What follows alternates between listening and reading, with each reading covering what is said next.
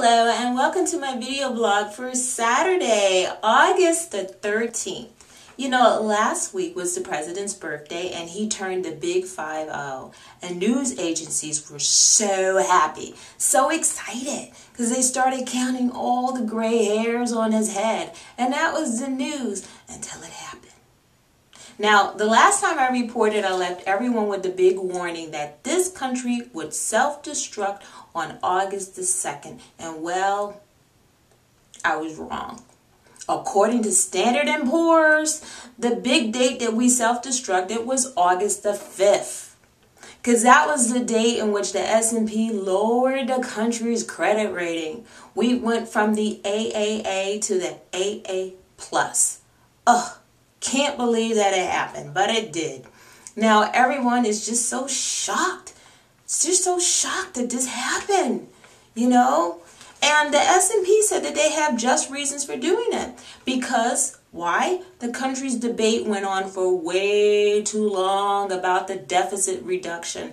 And then, you know, hey, the legislative bodies basically didn't follow the recommendations, and that they said, you know, you guys should come back with a 4 number. But instead, they came back with a 1.5 number and had this sketchy date of how they still needed to work out the details. So that didn't really sit too well with everyone else, that the S&P did this.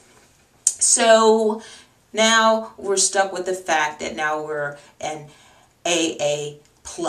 And what does the AA plus mean now that we're no longer at AAA? It means no more roadside service. That's what it means for the country.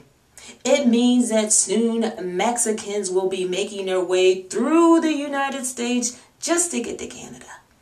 Oh, it's crazy. Now, of course, the White House didn't take this sitting down, and that they're saying, listen, the S&P, they got bad math. Their math has been bad for the last, 3 years, and that their bad math contributed to this problem in which we're trying to dig our way out of.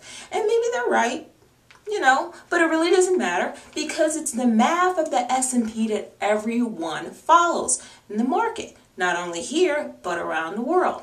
And speaking of the market can't decide if it wants to be up 400 points or down 500. Every day it's up and down, up and down. It's like we're watching an episode of The Price is Right.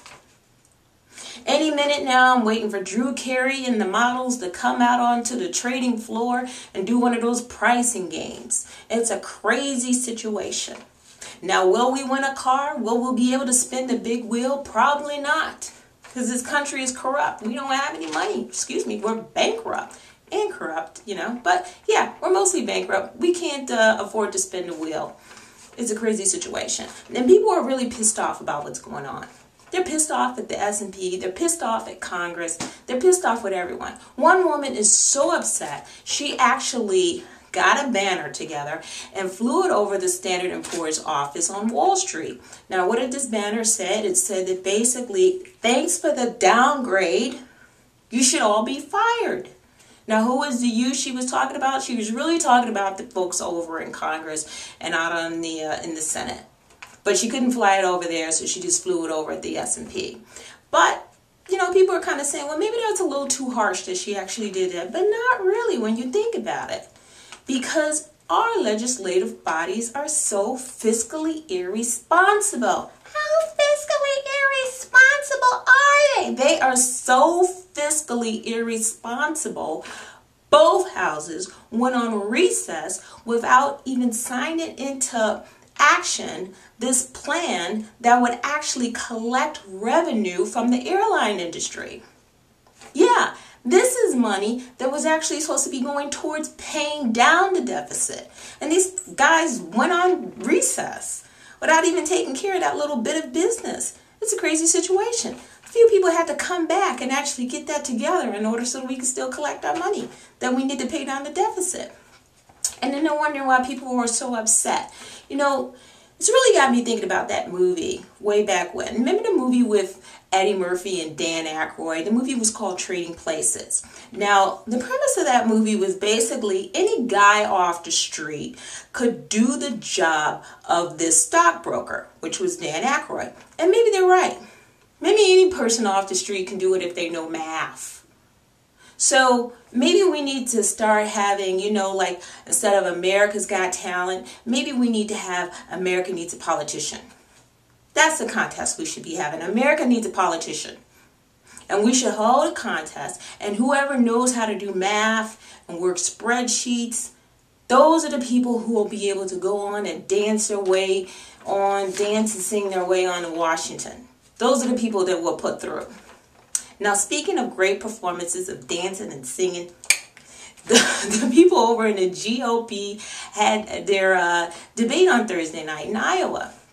It was sponsored by Fox News and one of the newspapers, the Inquirer magazine or Examiner, some magazine over in Washington. But anyway, they had a debate in Iowa, and it was quite entertaining. And Michelle Bachmann, the only lady there, she did a good job. She really did. She made it through the entire debate without a headache or having to be submissive to her husband. Now, other highlights included people complaining about not getting enough airtime or enough attention. Other highlights were the fact that all the candidates basically talked smack about the president. And then when they got tired of talking smack about the president, they talked smack about each other. But I was way more interested in all the activities that have been happening out on the front lawn. All the stuff that's going on at the fair. Now, one of the things that happened at the fair was the fact that Mitt Romney was out there talking to the people of Iowa.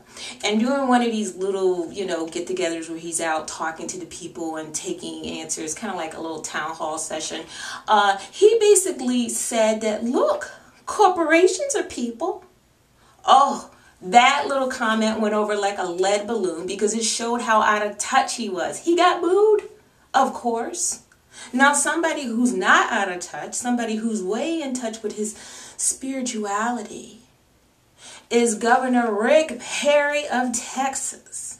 Now, Governor Rick Perry held a Return to Prayer gathering in Houston last Saturday, and it was very successful. Now, is he a Joel Osteen? No, he's not. He's no Joel Osteen because he didn't fill up the place. But he may be the next presidential nominee.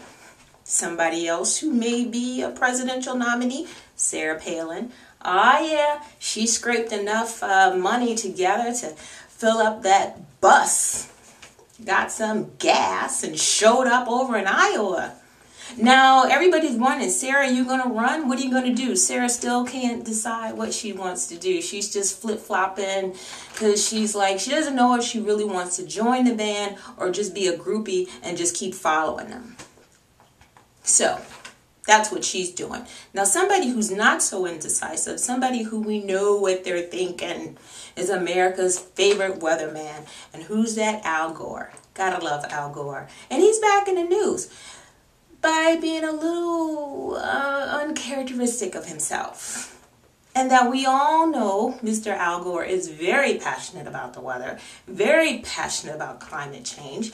And when he was out in Aspen, Colorado, speaking at this luncheon, talking about the pseudoscientists and their record reporting and what they're coming back with in terms of climate change and blah, blah, blah, he happened to let a few words, expletives, sort of fly that everybody was like, I can't believe that just came out of his mouth.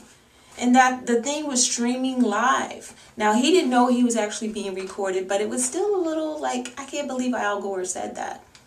Can't believe it. Now, something else we can't believe, something that's very uncharacteristic of themselves, is what's happening over in the UK. Now, we always look up to the UK and give them so much credit for being so civilized in the way in which they speak, and their proper tone in the way in which they carry themselves. Yes.